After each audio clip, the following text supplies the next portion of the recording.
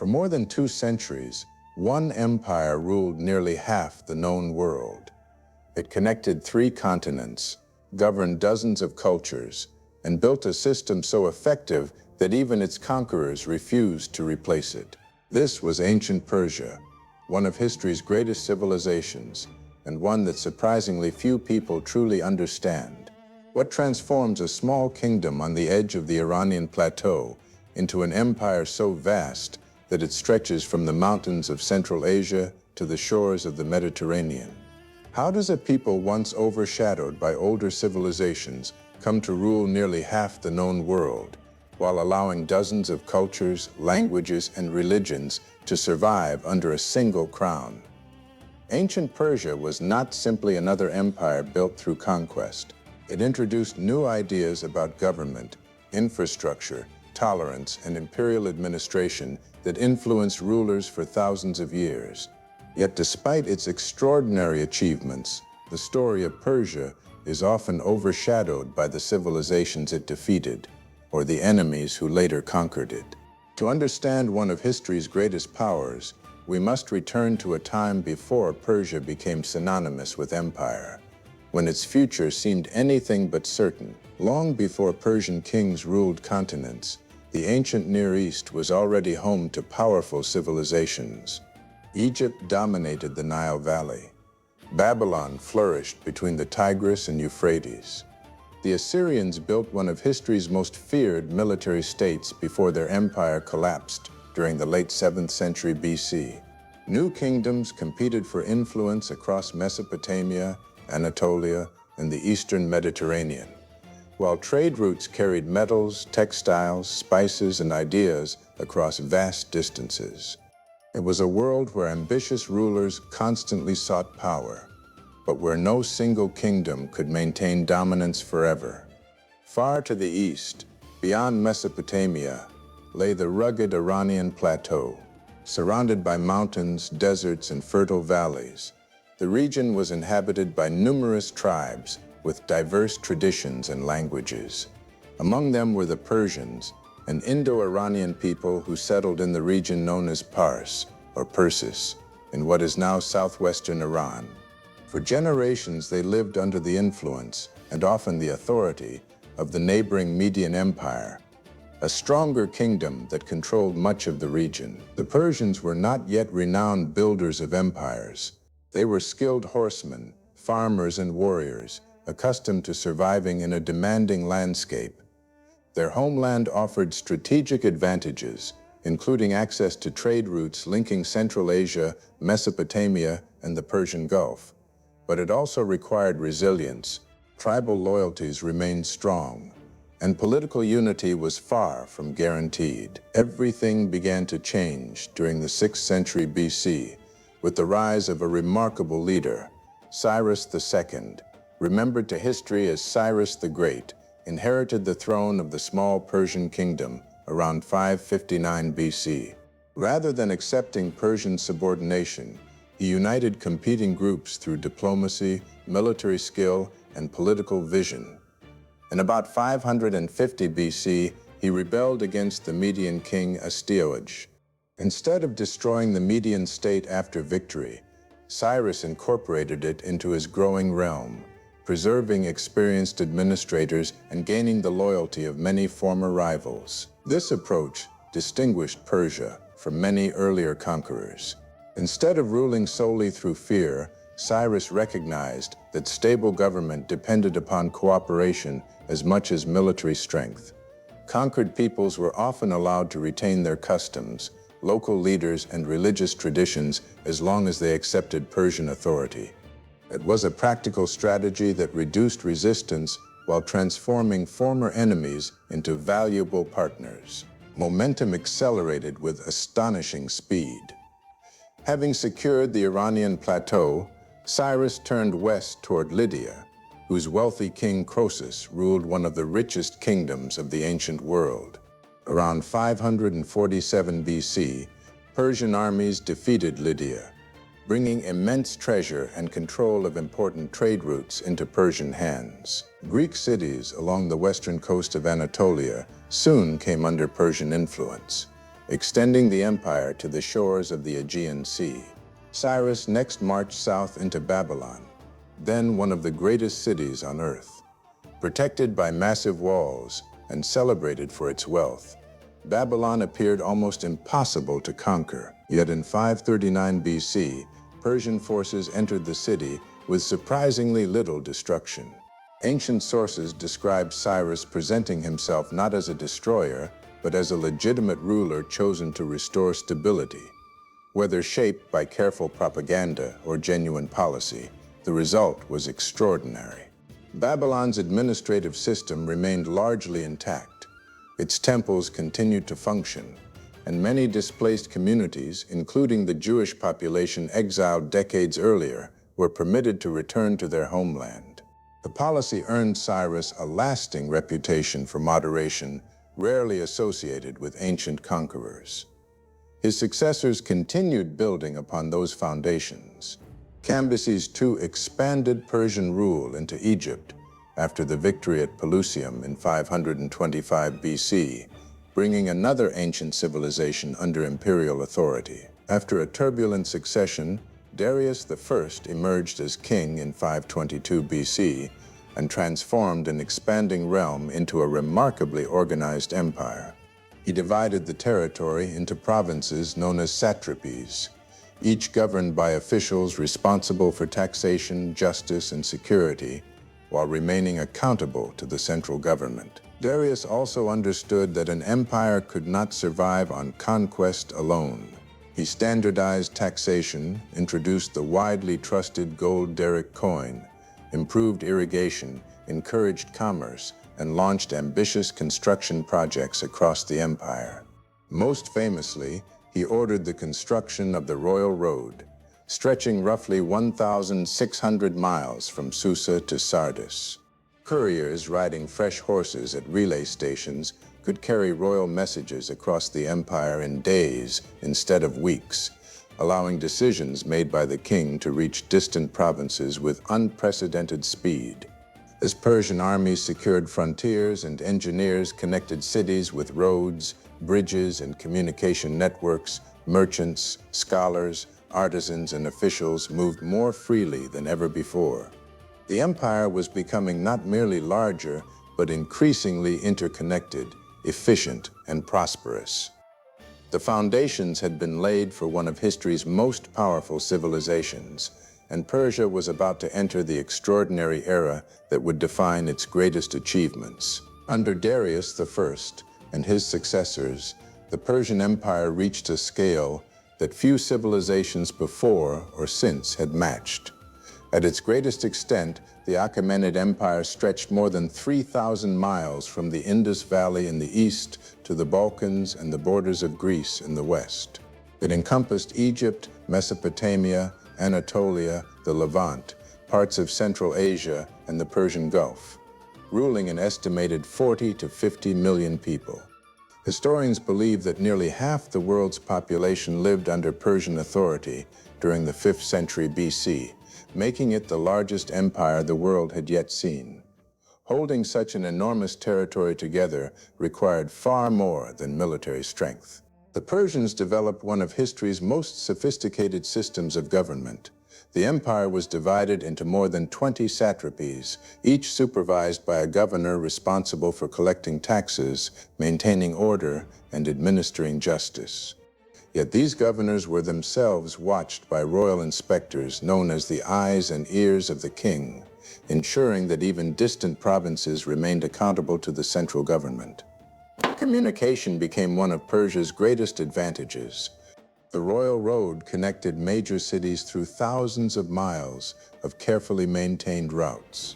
Relay stations provided fresh horses and supplies, allowing royal couriers to travel with remarkable speed. Greek historian Herodotus famously admired the Persian messenger system, noting that neither snow, rain, heat, nor darkness prevented these riders from completing their journeys. The principle would later inspire postal systems around the world. Persia also flourished economically. Merchants moved freely across secure roads, protected by imperial authority. Standardized weights, measures, and coinage simplified commerce across diverse cultures. Agricultural production expanded through irrigation projects, while ports along the Persian Gulf and Eastern Mediterranean connected the empire with trade networks reaching India, Arabia, Africa, and beyond. Luxury goods, precious metals, spices, textiles, ivory, and fine ceramics flowed through imperial markets, generating extraordinary wealth. The empire's strength rested not only on commerce, but also on remarkable cultural flexibility. Rather than forcing conquered peoples to abandon their identities, Persian rulers generally respected local religions, languages, and traditions. Egyptians continued worshiping their ancient gods. Babylonians maintained their temples. Jewish communities rebuilt Jerusalem following their return from exile. Across the empire, local customs survived beneath the protection of Persian administration, creating an unusual balance between centralized authority and regional autonomy.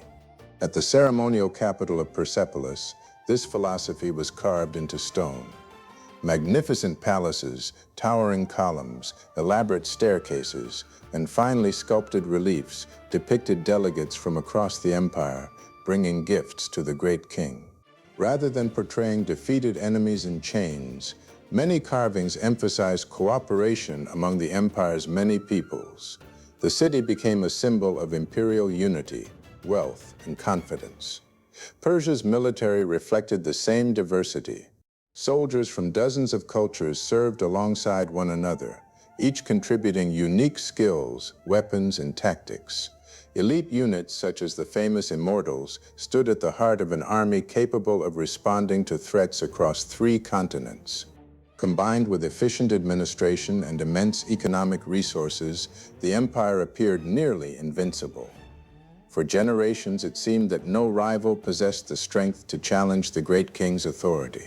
Yet the very qualities that made Persia extraordinary also created vulnerabilities that grew more difficult to manage with every passing generation. Governing an empire that stretched across continents demanded constant communication, enormous financial resources, and unwavering leadership. As long as capable rulers occupied the throne, the system functioned remarkably well. But stability increasingly depended upon the decisions of a single monarch. The first serious challenge emerged along the empire's western frontier. The Greek city-states, though small compared to Persia, fiercely valued their independence. When several Ionian Greek cities under Persian rule revolted in 499 BC, Athens offered support. What might have remained a regional rebellion soon evolved into a much larger confrontation. Persian kings sought not only to punish the rebels, but also to eliminate future interference by bringing mainland Greece under imperial control. The campaigns that followed produced mixed results. While Persia remained vastly stronger in terms of territory, population, and wealth, unexpected defeats at Marathon in 490 BC and later at Salamis in 480 BC demonstrated that imperial power had limits. The empire survived these setbacks, but its aura of absolute invincibility had been broken. For the first time, smaller opponents had shown that Persia could be resisted. At the same time, immense prosperity carried hidden costs. Maintaining enormous armies, constructing monumental palaces, financing ambitious building projects, and administering distant provinces required increasing taxation. Some satraps accumulated significant regional power, occasionally acting with growing independence from the royal court. Succession disputes within the royal family further complicated governance, as rival factions competed for influence whenever a king died. Beyond the palace walls, new powers slowly emerged. In the West, the Greek world continued evolving politically and militarily. To the north and east, frontier peoples constantly tested imperial defenses. While none alone threatened Persia's survival, together they forced the empire to defend thousands of miles of borders simultaneously. For decades, the Achaemenid Empire remained wealthy, sophisticated, and immensely powerful. Yet beneath its magnificent cities and efficient administration, the foundations had begun to shift. The empire still looked unshakable from the outside, but the balance that had once fueled its rise was becoming increasingly difficult to sustain. The greatest test in Persia's history was no longer a distant possibility. It was approaching with every passing year. The crisis finally arrived in the 4th century BC, not because Persia suddenly became weak, but because years of accumulated strain had steadily eroded the foundations that had once made the empire so resilient. Court rivalries intensified, succession disputes became increasingly common, and ambitious satraps exercised greater independence from the royal government. Although the empire remained wealthy beyond comparison, maintaining control over millions of people across 3 continents demanded resources that even Persia struggled to provide indefinitely. Artaxerxes III temporarily restored imperial authority through decisive military campaigns, reconquering Egypt and suppressing revolts across the empire. His victories demonstrated that Persia still possessed enormous strength, yet his assassination in 338 BC reopened old wounds. Political intrigue returned to the royal court, experienced officials competed for influence, and the throne eventually passed to Darius III, a capable but relatively inexperienced ruler who inherited an empire facing its greatest external challenge. That challenge emerged from the west in the form of a young Macedonian king named Alexander. When Alexander crossed the Hellespont in 334 BC, he commanded an army far smaller than Persia's. Few could have imagined that this ambitious campaign would end one of history's greatest empires. Persia still possessed overwhelming manpower, immense financial reserves, and centuries of administrative experience. On paper, victory should have belonged to the great king. Instead, a series of critical battles steadily shifted the balance. At the Granicus River, Alexander secured his first major victory in Asia Minor, encouraging more cities to abandon Persian rule. The following year, at Issus in 333 BC, Darius III personally led his army but was forced to retreat after fierce fighting. Although the empire itself remained intact, the psychological impact was immense. For generations, Persian kings had projected an image of unquestioned authority. Seeing the great king flee the battlefield damaged that image throughout the empire. Alexander pressed south along the Mediterranean coast before entering Egypt, where he was welcomed as a liberator rather than resisted as a conqueror. Persia had now lost one of its richest provinces without regaining the initiative.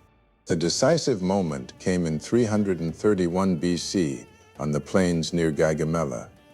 Darius assembled one of the largest armies of the ancient world, including cavalry, war chariots, and soldiers drawn from across the empire. Yet Alexander exploited gaps in the Persian line with extraordinary speed and precision. Despite overwhelming numbers, the Persian army collapsed into confusion, and Darius fled once again. The defeat at Gaugamela shattered the empire's ability to coordinate resistance. Babylon, Susa, and eventually Persepolis fell into Macedonian hands. The magnificent ceremonial capital that had symbolized Persian unity for generations was looted, and much of its grand palace complex was consumed by fire. Whether the destruction resulted from deliberate revenge, political symbolism, or reckless celebration remains debated. But its impact was unmistakable. One of the ancient world's greatest centers of imperial power had become a monument to the end of an era.